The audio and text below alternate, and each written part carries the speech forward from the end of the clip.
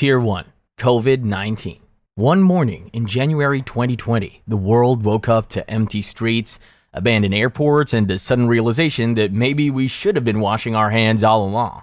Yeah, we are talking about the COVID-19 era. Caused by the SARS-CoV-2 virus, this pandemic kicked off in Wuhan, China in December 2019, and within months, it was knocking on every country's door. Symptoms ranged from mild coughs and fevers to feeling like you got hit by a truck. Some people got mild symptoms, others felt like they got hit by a truck, lost their sense of taste, and suddenly had to Google, why does my chest feel like it's on fire? And here's the fun part, at least a third of infected people didn't even feel sick, meaning they were walking biohazards without knowing it. COVID-19 spreads through tiny airborne particles that people inhale, touch, or transfer to their eyes, nose, or mouth. Because, let's be honest, humans are terrible at not touching their faces. You could be in a crowded room thinking you're just inhaling someone's perfume, when in reality, you might be breathing in virus-laced air. And it certainly doesn't help that the virus is quite sneaky. People could spread it for up to 20 days, even if they felt perfectly fine. As the world panicked, testing became the new currency. Nasal swabs, PCR tests, antigen kits, and just about any other method people believed would work. Needless to say, people were getting poked and prodded daily just to find out if they had to cancel their weekend plans. Because of COVID's mode of transmission, it didn't take long before masks, social distancing, and the sheer panic of wondering if you touched your face after opening a public door became part of everyday life. Hospitals overflowed, ICU beds ran out, and scientists scrambled to build a vaccine. Fast forward a year, and vaccines arrived like Marvel's Phase 4. Some people were excited, some were skeptical, and a lot of people had no idea what was going on anymore. Conspiracy theories ranged from, it's just the flu, to, they're putting microchips in us. Spoiler, they weren't, or at least there's no substantial proof that they were. We now have vaccines and treatments, but there's no denying that COVID left its mark, both literal and figurative. Some people develop long COVID, which can bring months or even years of exhaustion and brain fog. The scariest part in all of this is the fact that COVID is still here, mutating like a sci-fi villain that refuses to die. While vaccines and newly developed treatments have helped, scientists are still studying its long-term effects. Whatever happens, one thing's for sure. The world will never forget the time when we ran out of toilet paper, became sourdough experts, and discovered just how fragile human life and global supply chains really are. Influenza or flu epidemics. Influenza, or as your grandma calls it, that nasty bug, has been humanity's annoying, sometimes lethal roommate for centuries. At first, it might feel like a regular cold, so you'll be faced with a runny nose, sore throat, and maybe some chills. But then, the fever spikes, your body aches, and suddenly even blinking feels like too much effort. If you're lucky, you'll ride it out with soup, rest, and a dramatic complaint or two. But if things take a turn, the flu can lead to pneumonia, respiratory failure, and in severe cases, death. There are 4 types of influenza viruses: A, B, C, and D. Influenza A is the real troublemaker, constantly mutating and jumping from animals to humans, which is why flu vaccines need constant updates. Influenza B is the less chaotic sibling, infecting only humans, but still causing seasonal outbreaks. Type C is mostly mild and only really bothers kids. Type D sticks to cattle and pigs, so unless you're a cow, you're safe. The flu spreads faster than gossip in a small town. One good cough and tiny virus-filled droplets launch into the air, hunting for their next victim. Touch a doorknob, rub your eyes, sit next to someone sick on a bus, boom, you got the flu. The best defense against this disease is vaccination. Every year, scientists play a high-stakes guessing game, predicting which flu strains will be the season's biggest bullies. Flu shots aren't perfect, but they drastically lower your chances of getting seriously ill. Other helpful habits include washing your hands like a germaphobe, coughing into your elbow, and avoiding getting up close and personal with sick people, which, honestly, you should be doing anyway. Despite vaccines, masks, and oceans of hand sanitizer, influenza refuses to be forgotten. It's caused multiple pandemics, the worst being the 1918 Spanish flu, which killed millions. And while modern medicine has made it less of a mass murderer, the flu still claims hundreds of thousands of lives every year, mostly among children, the elderly, and those with weaker immune systems. So when flu season rolls around, stay vigilant, stay vaccinated, And for the love of all things good, cover your mouth when you sneeze. HIV/AIDS. HIV doesn't kill you. Not directly anyway. It's more devious than that. It hijacks your immune system, wears it down, and lets other infections do the dirty work. Imagine your body as a high-tech fortress. Armed guards, laser defenses, attack dogs, the whole 9 yards. Then, a tiny infiltrator sneaks in and brainwashes the guards into standing down, or even turning on each other. That's HIV. No brute force, just pure deception. The culprit responsible for HIV is a retrovirus, specifically HIV-1 and HIV-2. Once inside your body, it primarily targets CD4 plus T cells, aka the command center of your immune defense. These cells coordinate your body's response to infections, so when they start to disappear, your immune system slowly falls apart. At first, you might not even notice. Maybe you get a fever, feel a little off, things like fever, fatigue, and swollen lymph nodes. Or maybe nothing happens at all, just a silent countdown until your immune system is running on fumes. The silent stage can last for years, but during that time, HIV is playing the long game. As your CD4 plus count drops, your body's defenses crumble. That's when HIV levels up to AIDS, a condition where everyday germs turns deadly. Pneumonia, tuberculosis, even harmless fungi can now kill you. Now, for a little history lesson, HIV traces its origins back to West Africa in the early 20th century, when a simian immunodeficiency virus, or SIV, jumped from primates to humans. But it wasn't until the 1980s that the world realized what it was dealing with. Doctors noticed young, healthy men developing rare infections and cancers usually seen in the elderly or severely immunocompromised. At first, the disease was misunderstood, leading to stigma and misinformation that only fueled the crisis. But science fought back. By 1983, researchers had identified the virus. By 1987, the first treatment, AZT, was developed. Fast forward a few decades and HIV is no longer a death sentence. Modern antiretroviral therapy, or ART, can suppress the virus to undetectable levels, allowing those infected to live long, healthy lives. Even better, an undetectable viral load means zero risk of transmission. The not so exciting part, though, is that HIV is a master survivor that won't go down without a fight. It hides in dormant immune cells, waiting for a patient to stop treatment before striking again. It mutates rapidly, dodging vaccines and forcing scientists into an endless game of whack-a-mole. And while ART is life-saving, millions still lack access due to poverty, stigma, and broken healthcare systems. Bubonic plague, Black Death. Picture this. You wake up one morning feeling a little off. Headache, chills, maybe a slight fever, but you don't think much of it. For all you know, it's just the flu. The problem is, within days, your symptoms don't get better. In fact, they get worse. Your lymph nodes swell up, turn black, and start filling with pus. Your skin begins to rot while you're still alive. The pain is unbearable.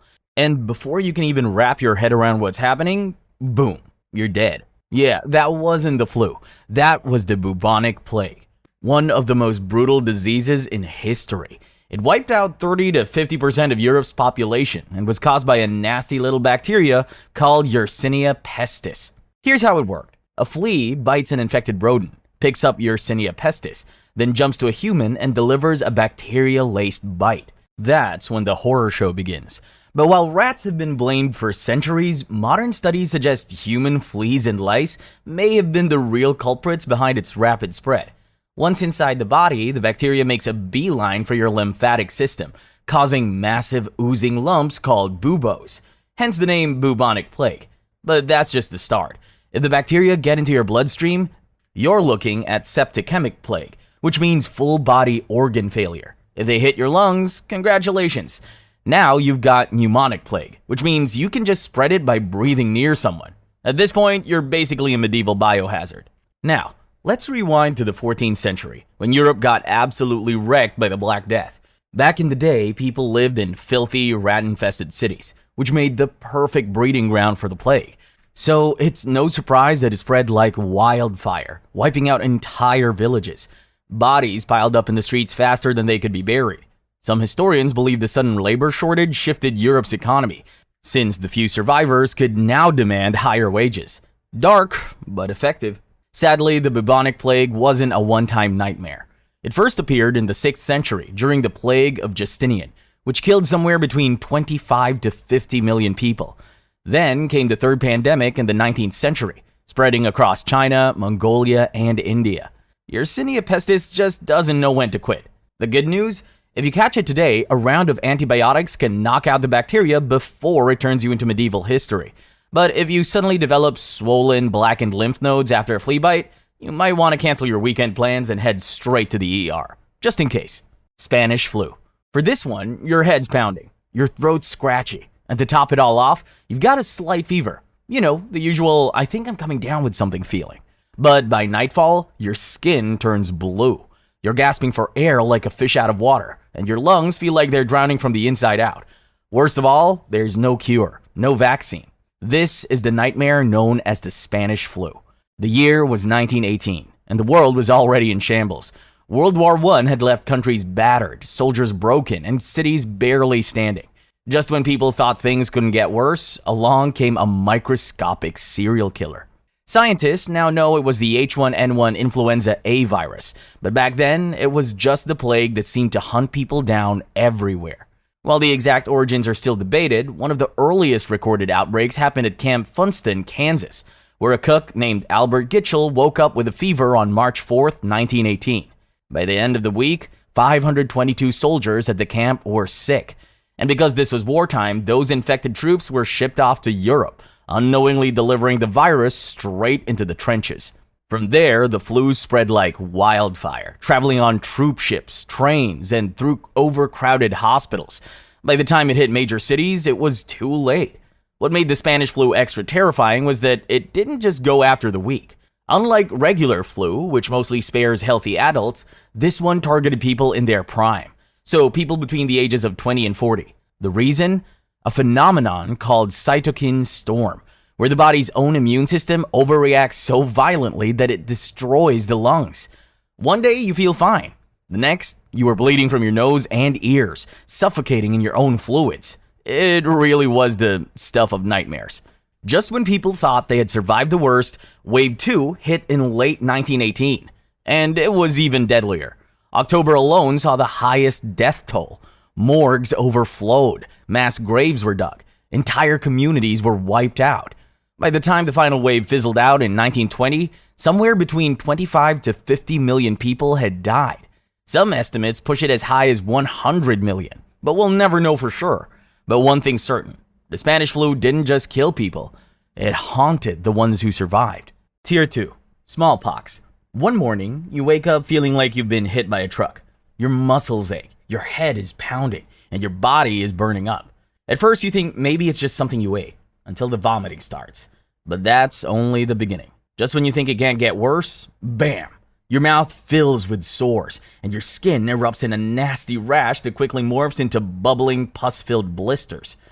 Congratulations, you've got smallpox, the disease that terrorized humanity for thousands of years, before we finally wiped it off the planet. Well, mostly. Smallpox was an absolute nightmare caused by the variola virus, and it spread like wildfire. One cough, one sneeze, or even borrowing the wrong blanket, and boom, your fate was sealed. And once it got hold of you, it didn't let go. The blisters started out as harmless red dots before swelling into rock-hard pustules that felt like gravel buried in your skin. If you were lucky, the blisters scabbed over and fell off, and left you looking like you went one-on-one with a cheese grater. If you weren't so lucky, well, smallpox had a 30% kill rate. And let's just say you wouldn't be around to complain about the scars. Babies had even worse odds. And if you got the hemorrhagic version, where your skin turned black from internal bleeding, let's just say long-term scarring wasn't a concern anymore. This disease didn't just ruin lives, it rewrote history. When European colonizers brought smallpox to the New World, it wiped out entire Native American populations. In 18th century Europe, smallpox was the ultimate equalizer. Rich, poor, royal, or peasant, nobody was safe. It racked up 400,000 bodies a year. Even King Louis XV, who had an entire palace at his disposal, still ended up 6 feet under. In the 18th century, something weird happened. People started to notice that milkmaids who caught cowpox, a milder but related disease, never got smallpox. And this is where Edward Jenner, a doctor with questionable medical ethics, enters the mix. To test this theory, He scratched cowpox pus into a young boy's arm and waited to see what would happen. Shockingly, it worked. The boy became immune to smallpox. And just like that, the first vaccine was born. Fast forward to the 20th century and the World Health Organization launched a global vaccination campaign. By 1980, smallpox was declared eradicated, making it the only human disease ever completely wiped out. So, should we breathe easy? Mostly. But here's the creepy part. The variola virus still exists, locked away in freezers at US and Russia labs. Some scientists say it should be destroyed, but others say it's too valuable for research. Either way, the fact that the virus responsible for one of history's deadliest diseases is still sitting in a lab somewhere? Yeah, that's mildly terrifying. Tuberculosis. Tuberculosis, aka the infamous White Death, has been around for so long that even Egyptian mummies weren't safe. If you've ever heard of something called the consumption, you should know that that's just an old-timey name for TB from the period when people thought vampires were real and blamed the disease on the undead sucking the life out of their loved ones. Spoiler alert, it wasn't vampires. It was Mycobacterium tuberculosis, a nasty little bacterium that loves to set up camp in your lungs, though it's not shy about invading other organs too. The scariest part is that most people with tuberculosis don't even know they have it. This is called latent TB. A ticking time bomb that just sits there until one day it goes off. And when it does, say hello to weeks of coughing, sometimes with blood, fevers that wreck your sleep, night sweats that soak your sheets, and weight loss. But not the average body with Chloe kind. So how exactly do you catch tuberculosis? Easy. By breathing. No, seriously, that's it. The bacteria spreads through the air when an infected person coughs, talks, or sneezes aggressively near you. Not everyone gets sick right away, but if your immune system is already struggling, say from HIV, AIDS, smoking, or just plain bad luck, things can get pretty ugly. Diagnosing tuberculosis involves chest x-rays, blood tests, or the classic skin test, where doctors inject a little TB protein under your skin to see if your body freaks out. The good news is tuberculosis is preventable. There's the BCG vaccine, which has been around for over a century, though it's not 100% foolproof. The real fight against TB comes down to the use of antibiotics, but the bacteria is getting smarter by the day. Multi-drug resistant tuberculosis, or MDR-TB, is turning into a nightmare, with treatments that drag on for months or even years, sometimes involving toxic meds, lung surgery, and the sheer will to live. Tuberculosis has been haunting humanity since prehistoric times, but its golden age of terror was the 19th century, when it was the leading cause of death worldwide. That's when sanatoriums, those prison-like hospitals, were built to isolate the infected and basically tell them to breathe fresh air and hope for the best. Things only started turning around in 1882, when Robert Koch identified the culprit, paving the way for antibiotics to finally push TB into retreat. Before you let out that sigh of relief, you should know that in 2023 alone, 10.8 million people developed active TB, and around 1.25 million of them died. It's still rampant in Southeast Asia, Africa, and the Western Pacific, with India leading the pack. So, no, TB isn't just an old-timey disease from Victorian novels. It's still here, still deadly, and still fighting to stay relevant. Malaria. If you're lounging in a tropical paradise, sipping coconut water, enjoying the breeze, and you feel a mosquito bite, run. Okay, maybe not run, but you should consider getting yourself to a hospital. Does that sound a little over the top? Maybe. But that tiny bloodsucker might be carrying one of humanity's oldest and deadliest killers, malaria. This isn't just some fever and chill situation. We're talking about a microscopic parasite invasion, led by Plasmodium, a little freeloading monster that hijacks your bloodstream like it's staging a hostile takeover. First, it sets up a shop in your liver, silently multiplying. Then, when it's good and ready, it launches a full-blown assault on your red blood cells. Plasmodium gets around by hitching a ride inside female Anopheles mosquitoes. When one of these little vampires bites you, the parasite sneaks into your body through mosquito spit. Then it lurks in your liver for a couple of weeks, multiplying in secret. When it finally makes its move, it explodes into your bloodstream, hijacks your red blood cells, and launches a full-scale invasion. At first, malaria disguises itself as a regular flu, so you'll have symptoms like fever, chills, headaches, and fatigue. But then things go downhill fast. Severe cases can develop into jaundice, seizures, kidney failure, respiratory collapse, and cerebral malaria, which basically turns your brain into a battlefield. Once the worst symptoms hit, death can come within hours. Every year, hundreds of thousands die from malaria, most of them children under 5 in sub-Saharan Africa. The continent loses a staggering $12 billion annually to this relentless disease.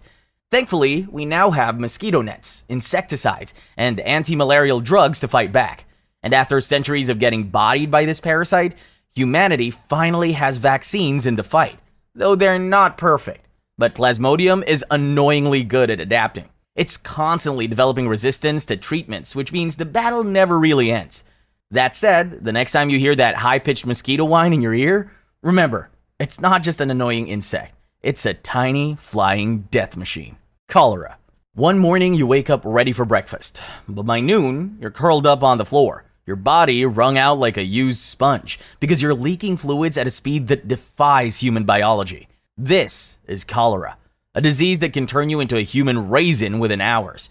Cholera is used by Vibrio cholerae, a tiny bacterium with a big personality. It produces a toxin that hijacks your intestines, forcing them to flush out an ungodly amount of watery diarrhea, often described as rice water. And yes, it's exactly as horrifying as it sounds.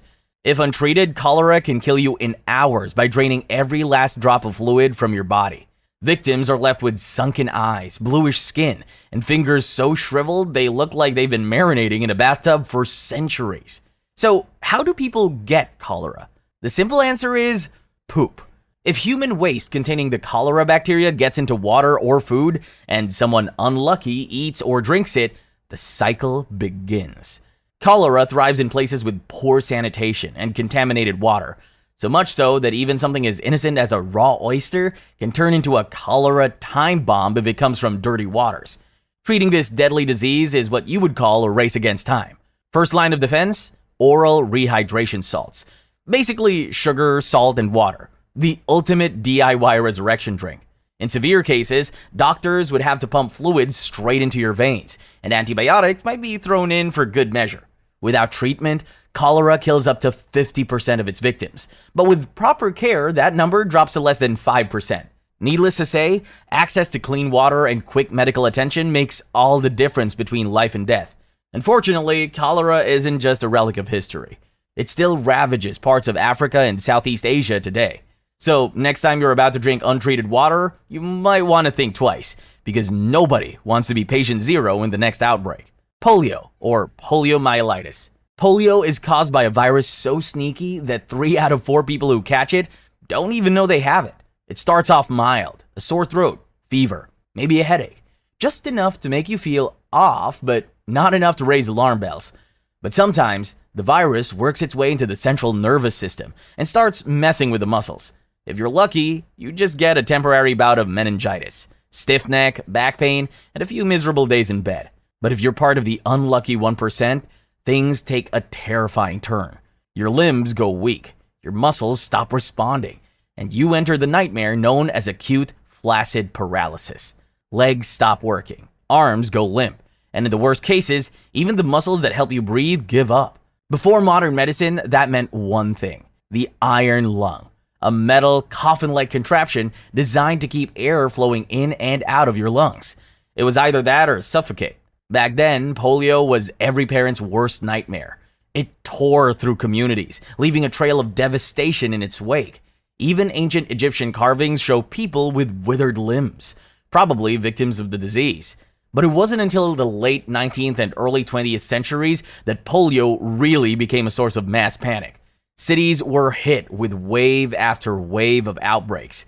Hospitals overflowed with paralyzed kids, and parents lived in constant fear.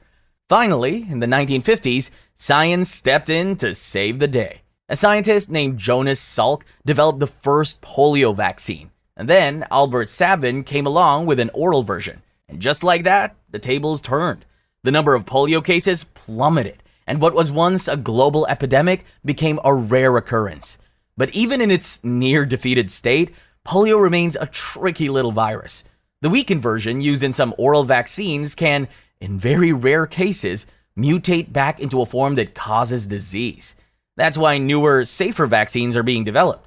With enough effort and successful global vaccination campaigns, polio might soon be wiped off the face of the earth, just like smallpox before it. Ebola virus. Ebola starts off deceptively polite. A little fever, a sore throat, maybe some muscle aches, and suddenly your body turns against you. Now you're vomiting, leaking fluids from both ends, breaking out in a nasty rash, and heading straight for organ failure. Oh, and that's not all. Some cases actually come with internal and external bleeding. I know, right? The worst part about the Ebola virus disease is that its kill rate is absolutely ruthless. Anywhere from 25% to a staggering 90%, averaging 50%. That's not a coin toss you want to take. Most victims die from extreme fluid loss, which causes their bodies to go into complete shock. And if you're thinking, hey, maybe I'll be lucky and recover, well, survivors don't exactly get off easy.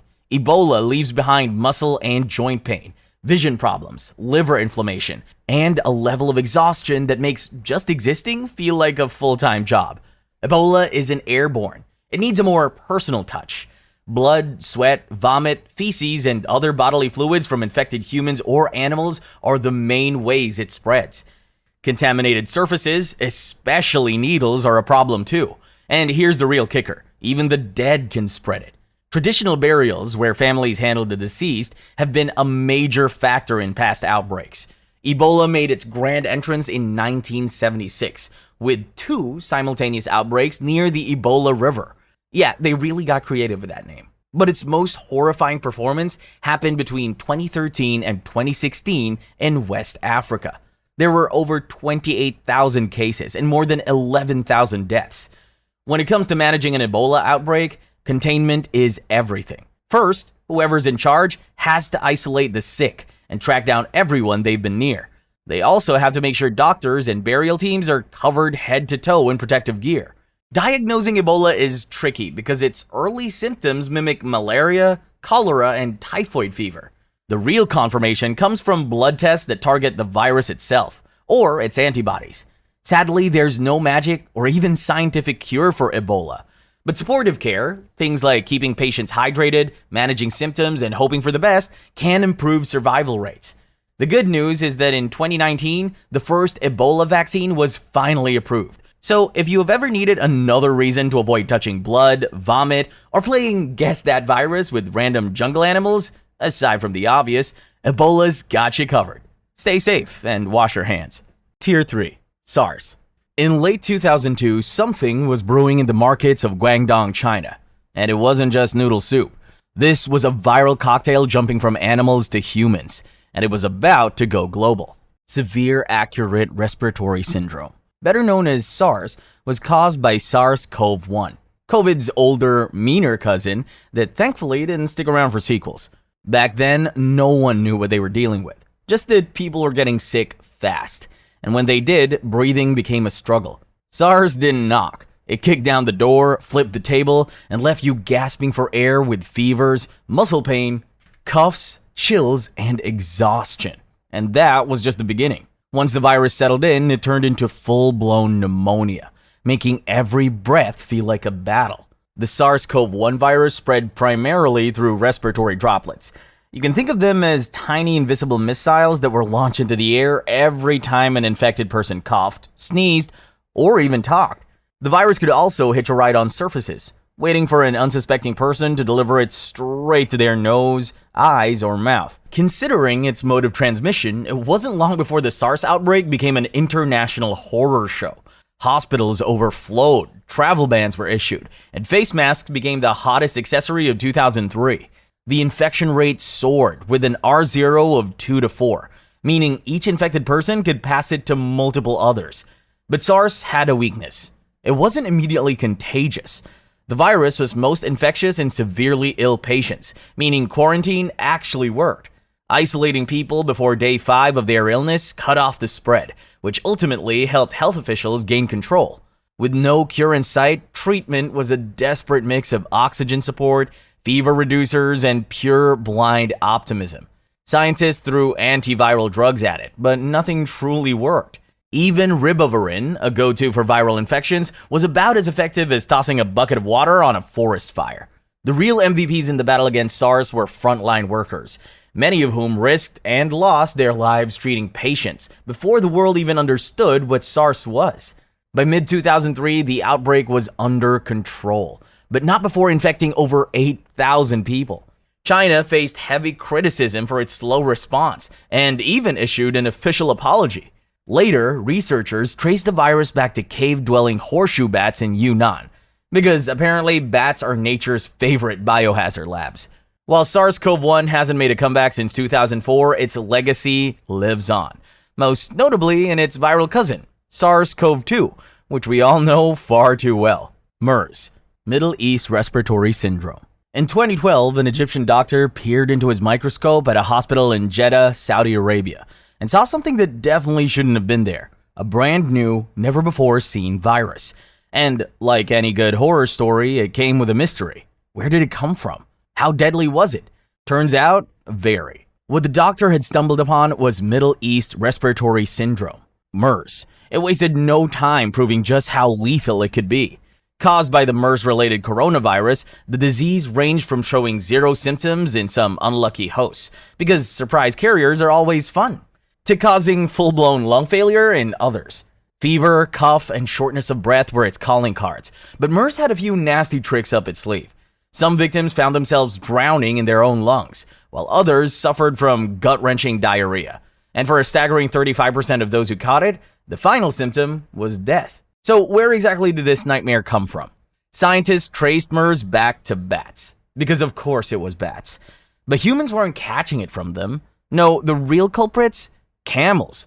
Those humped, spitting desert dwellers were passing MERS to humans through close contact, respiratory droplets, and possibly even their milk and meat.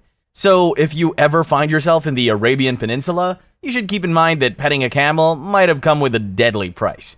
MERS never became a pandemic like its infamous cousin, COVID-19, but it did have its moments of mayhem. The biggest outbreak outside the Middle East hit South Korea in 2015, when one infected traveler set off a hospital-based inferno of infections.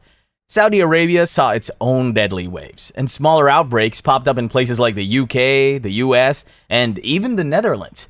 Hospitals became battlegrounds, and healthcare workers often found themselves on the front lines getting sick simply from doing their jobs. Despite all this, MERS remains a slow-burning threat rather than a global catastrophe.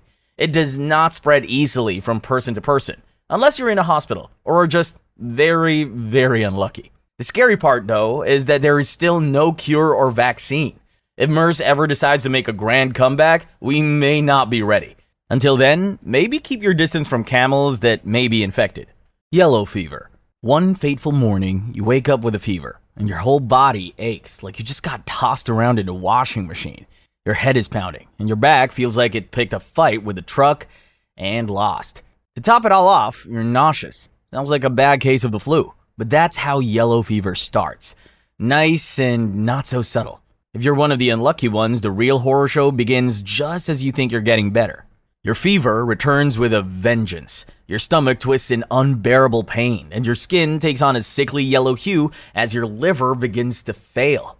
At this point, your body is basically a battleground. Blood starts seeping from your nose, eyes, mouth, pretty much any exit it can find. And if that wasn't horrifying enough, there's the infamous black vomit, a gruesome mix of blood and stomach acid that helped this disease earn some of its scary nicknames.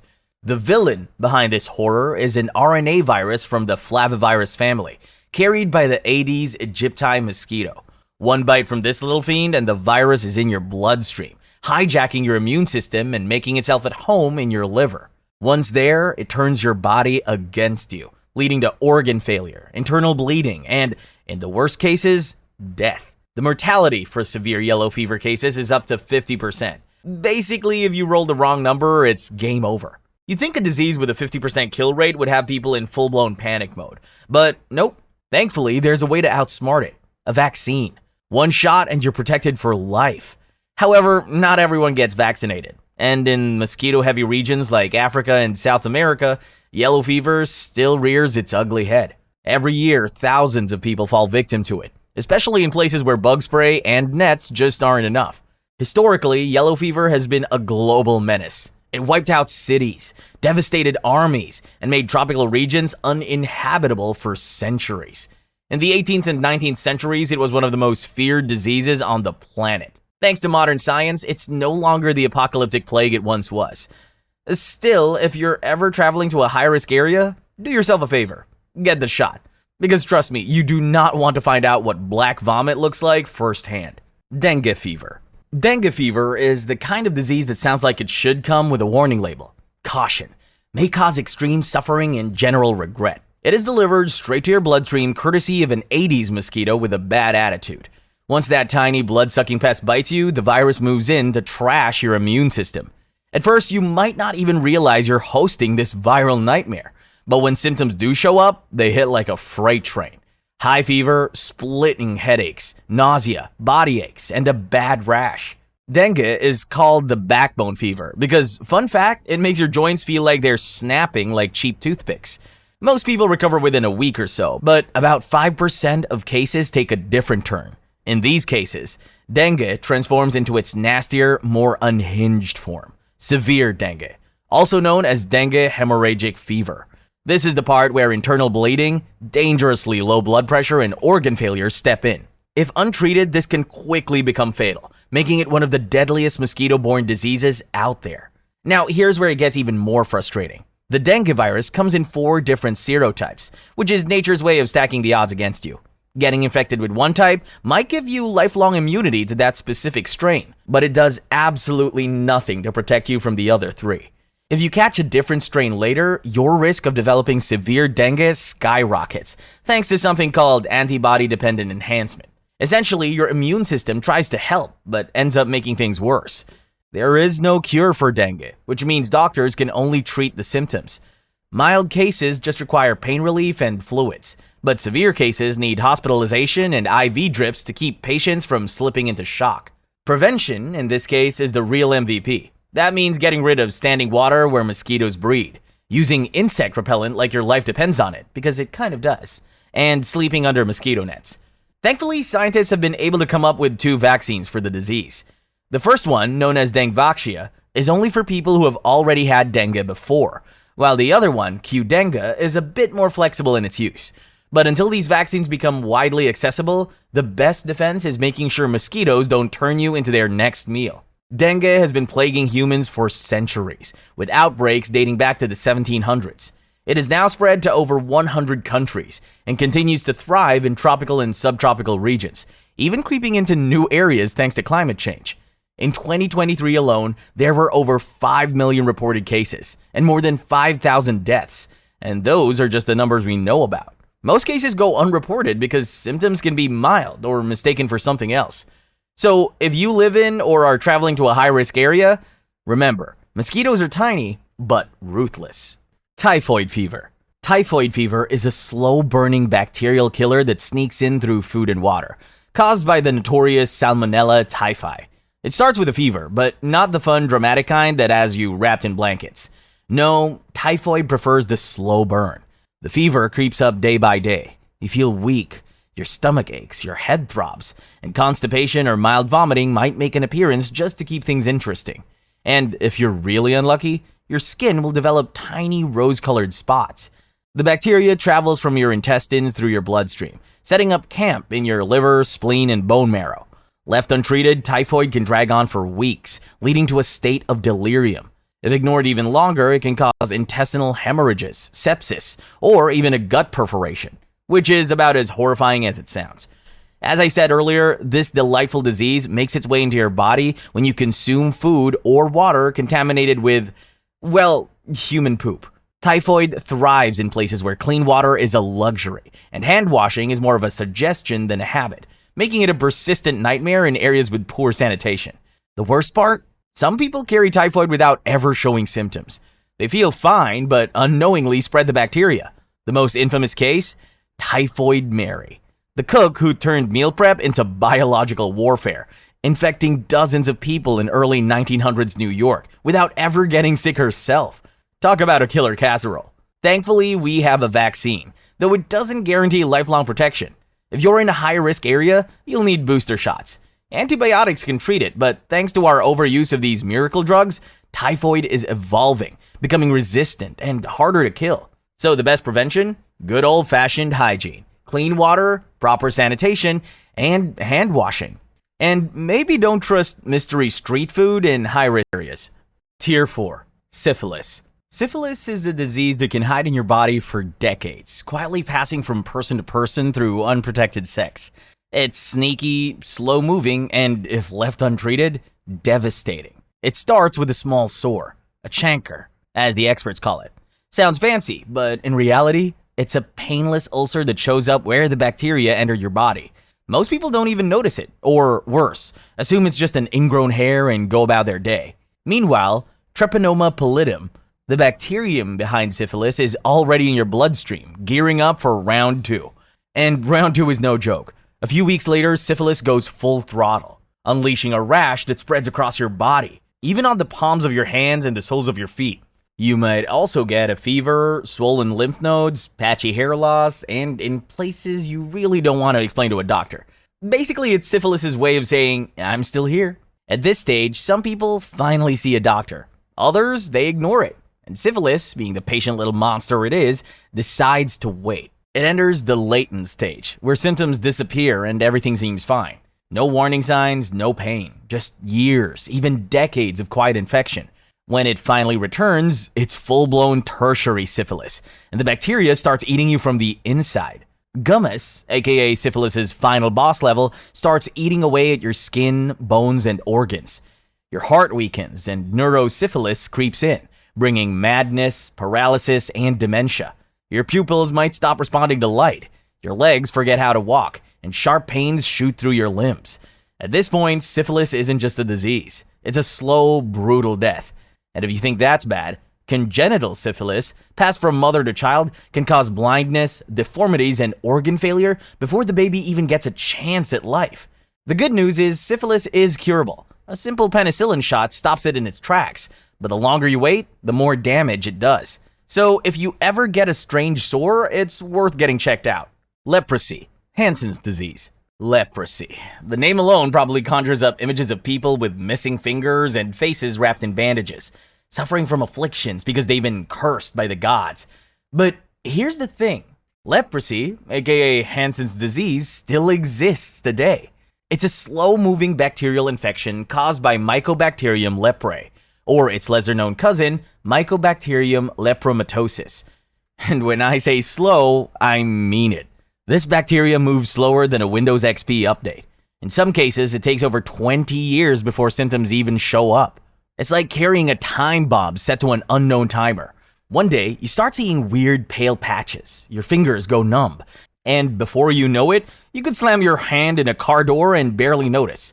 But the real horror of leprosy isn't even in the skin lesions, though they can be nasty. It's what happens when nerve damage sets in.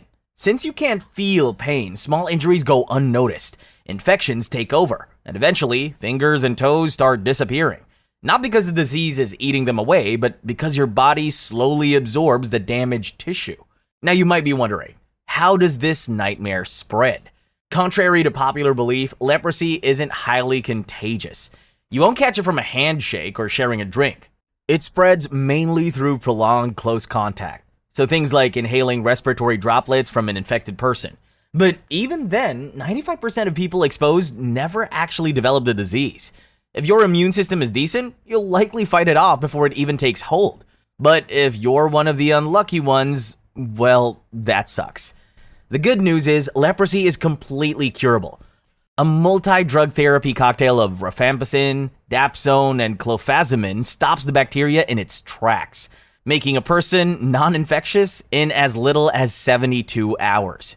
Even better, the World Health Organization hands out these drugs for free. So there's no excuse for untreated cases.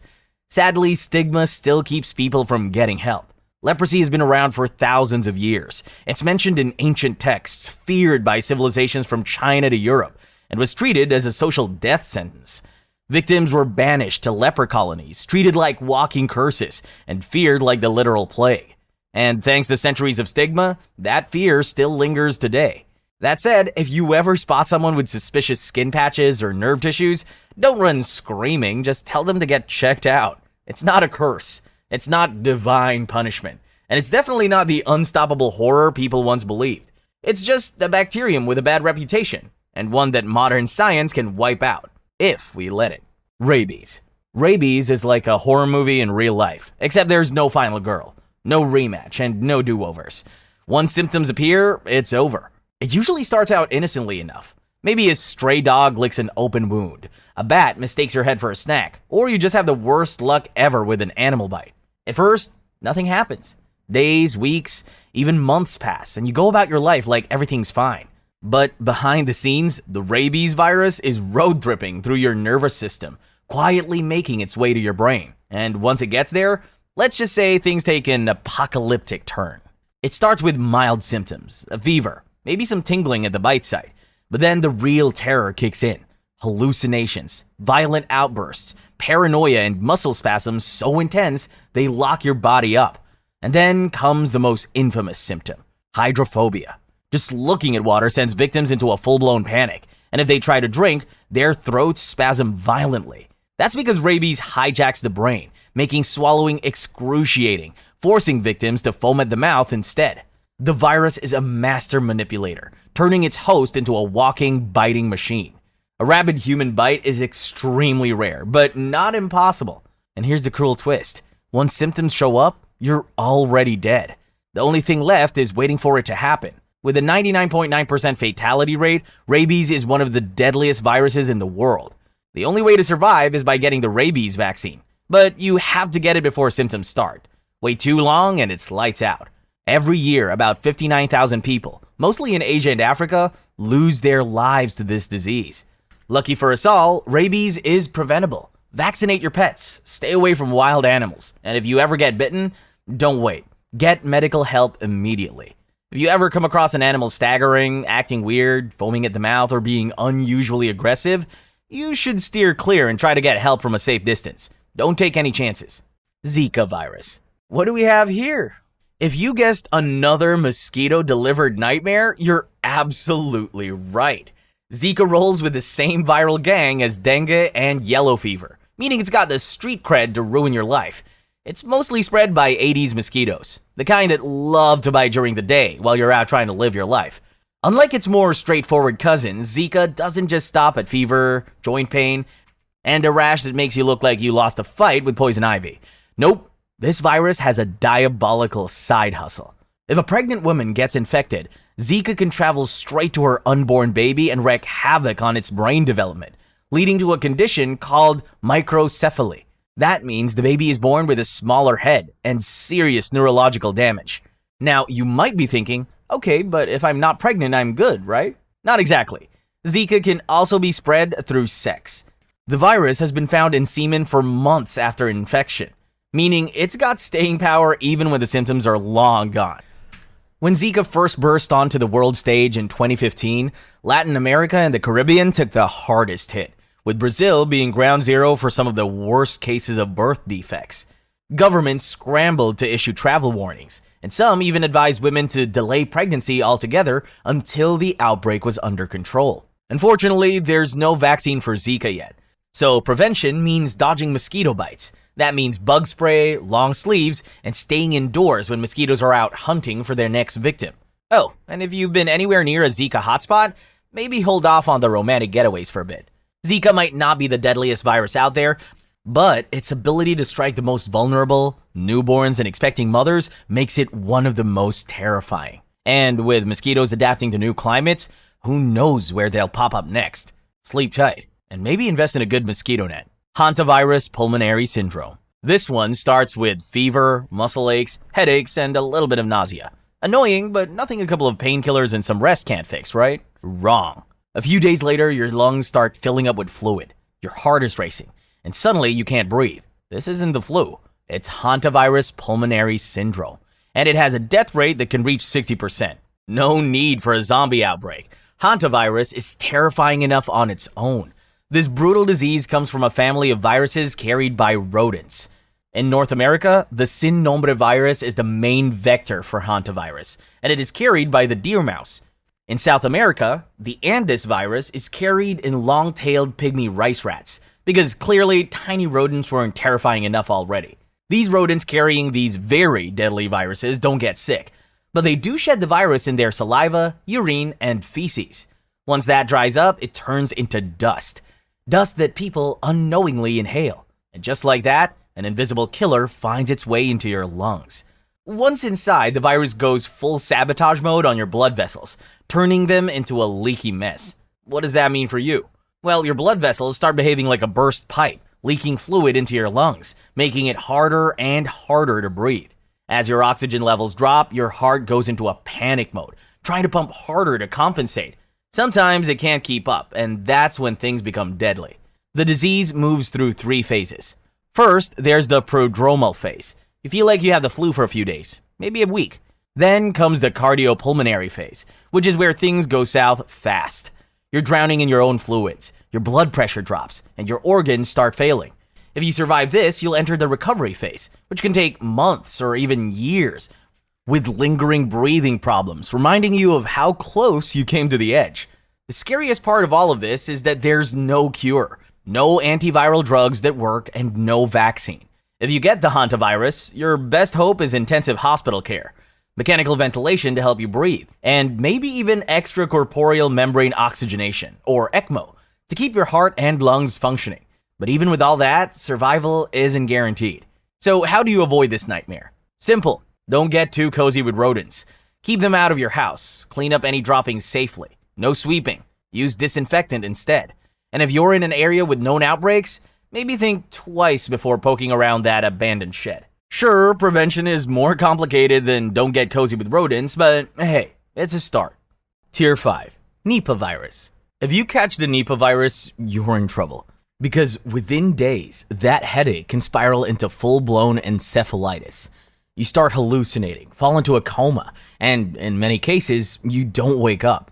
Nipah virus is one of those diseases that makes you wonder if nature has a personal grudge against us. It jumps from animals to humans, and its favorite hosts are fruit bats, also called flying foxes, which sound way cooler than they are, considering they carry something this deadly. The virus was first identified in 1998 after an outbreak in Malaysia, where pig farmers started showing signs of neurological and respiratory issues. At first, people thought it was Japanese encephalitis, but when vaccinated individuals still got sick, doctors realized something new and much worse was at play. That outbreak led to 108 deaths. To contain the spread, officials ordered the mass culling of 1 million pigs. It was a devastating economic and public health disaster, and unfortunately, that was only the beginning. Since then, Nipah virus has reared its ugly head in Bangladesh, India, and other parts of Southeast Asia, each time with staggering mortality rates of 40 to 75%.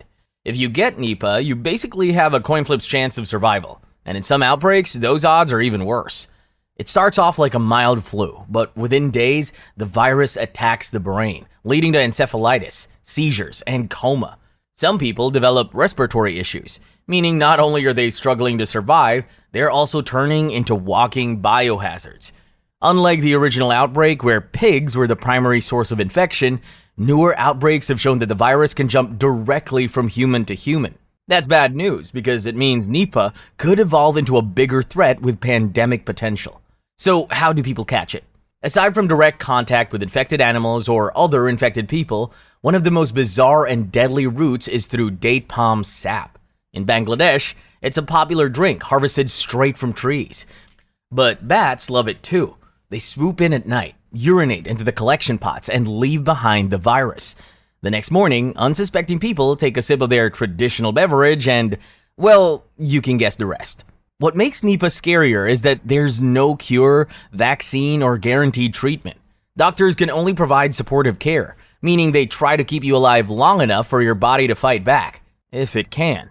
Some experimental treatments like monoclonal antibodies and antivirals have shown promise, but nothing is widely available yet. Scientists are scrambling to develop a vaccine, but since outbreaks are random and brutal, testing one isn't exactly easy. And if you think this is just an issue for a few countries, think again. The world is more connected than ever. A virus like Nipah, which already has a history of jumping between species and adapting, is a ticking time bomb. With deforestation pushing bats closer to human populations, climate change disrupting ecosystems, and global travel increasing the risk of spread, the potential for a future epidemic is very real. For now, the best way to avoid Nipah is to stay away from sick animals. Skip the raw date palm sap and hope that science catches up before the virus makes its next move. Because with a disease this deadly, you don't want to be the one flipping that survival coin. Lassa Fever. The natal multi-mammate mouse, a common rodent in West Africa, has a nasty habit of leaving behind little surprises, and by that I mean urine and feces, in food supplies. And those gifts? They can give you Lassa Fever, a viral hemorrhagic fever you definitely don't want. If you eat contaminated food, touch infected surfaces, or even breathe in tiny particles from rodent waste, you could end up hosting the Lassa Virus. And just to make things worse, it doesn't just stop at rodents. It spreads between humans too, through bodily fluids. Diagnosing Lassa Fever is a pain because it masquerades as other diseases like malaria, typhoid, or even Ebola. Doctors need lab tests to confirm it, but by the time the results come in, it might be too late. It starts off mild with symptoms like fever, fatigue, and headache, but in severe cases, it escalates into organ failure, shock, and internal bleeding. If you happen to be pregnant when you catch it, the survival rate for the baby is almost non-existent. And here's the fun part, there's no vaccine. Your best bet, especially if you live in a high-risk area, is to store your food properly. Keep your house rodent-free. And pray you don't cross paths with an infected mouse. If you do catch it, the antiviral drug ribavirin might help if taken early, but its effectiveness isn't 100% guaranteed. Rotavirus. Rotavirus is the world's most relentless stomach bug, and if you were ever a baby, odds are you have had a personal encounter with it. This virus doesn't discriminate. It infects nearly every child on the planet before their 5th birthday. The first infection is usually the worst, bringing an unstoppable torrent of vomit and diarrhea. But hey, good news. If you survive it once, your body builds some immunity, so the next round won't be as brutal. That is, unless you're under 2 years old, elderly, or immunocompromised. Then let's just say rotavirus doesn't hold back. This microscopic menace spreads through the dreaded fecal-oral route. That's a fancy way of saying somewhere, somehow, a speck of infected poop has made its way into someone's mouth. Don't think about it too hard. Daycare centers, toddlers swapping toys, a viral crime scene. The moment rotavirus enters the body, it sets up shop in the small intestine, attacking the cells responsible for absorbing nutrients. The result? Profuse, watery diarrhea that lasts up to a week. Relentless vomiting, fever, and dehydration at terrifying speeds. Kids can lose fluids so fast that in places without quick medical access, rotavirus is one of the deadliest childhood infections. The best treatment is oral rehydration therapy, a special mix of water, sugar, and salt to replenish what's lost.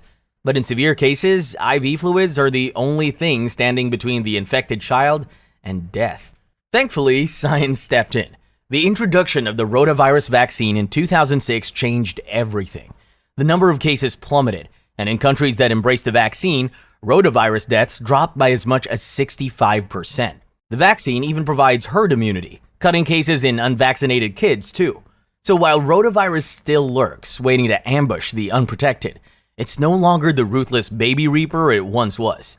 That is, unless we get lazy with vaccinations. Then, well, rotavirus will probably be more than happy to make a comeback. Anthrax. Sounds like a metal band, but hits like a horror movie. This bacterial disease is caused by Bacillus anthracis, and it infects humans through 3 main routes: skin contact, inhalation, or eating contaminated food.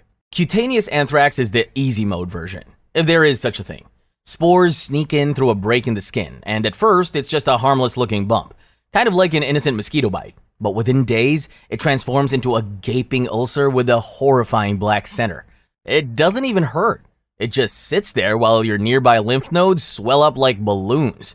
The good news is that this form is the least deadly. If treated early, survival rates are high.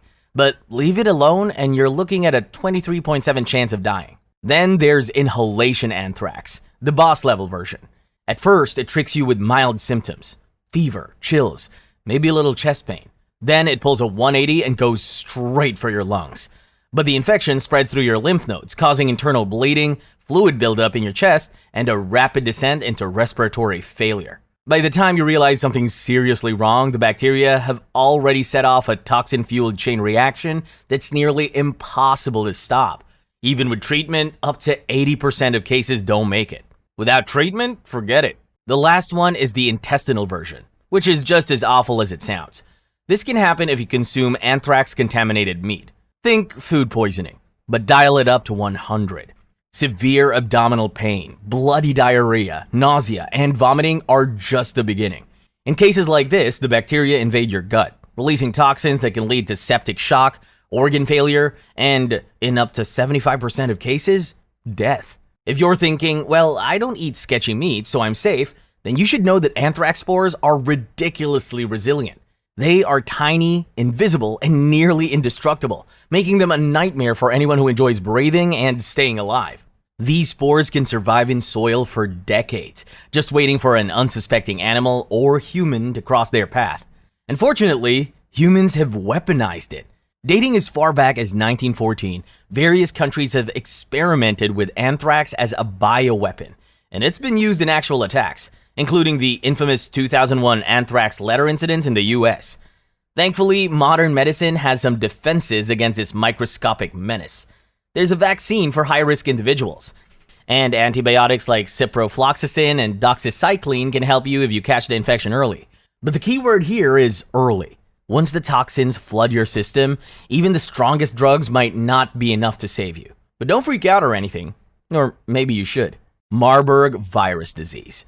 You're deep in the Ugandan jungle, maybe on a research trip, maybe just trying to find yourself like some budget Indiana Jones. The air is thick with humidity, and fruit bats are screeching through the trees. You brush against a tree branch, barely noticing the tiny droplet of bat saliva, urine, or feces that lands on your skin. A few days later, you're not feeling so great. A little feverish, maybe just a mild headache. Nothing to worry about. Until you start throwing up and your muscles feel like they're being shredded from the inside. That's when you'll realize you have caught the Marburg virus. Think of Marburg as Ebola's equally evil twin, one of the deadliest hemorrhagic fevers known to man. It was first discovered in 1967, when lab workers in Marburg, Germany and Belgrade, Yugoslavia started dropping like flies after handling infected African green monkeys.